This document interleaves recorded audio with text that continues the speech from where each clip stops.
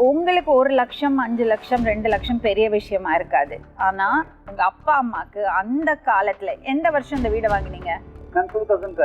2012ல 1 lakh இன்னைக்கு என்ன value தெரியுமா? இன்னைக்கு அதோட வேல்யூ 15 lakhs.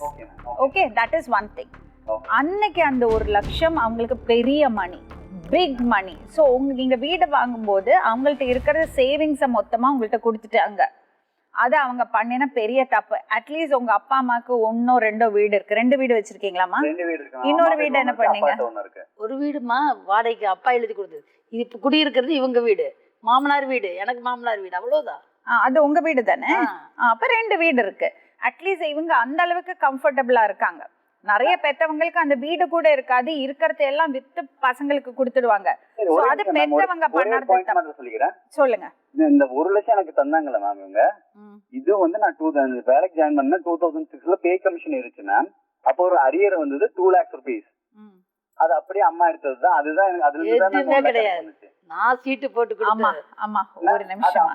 நீங்களே என்கிட்ட சொன்னீங்க அவர் வந்து சம்பாதிச்சு எல்லாமே என்னோட அக்கௌண்ட்டுக்கு தான் வரும்.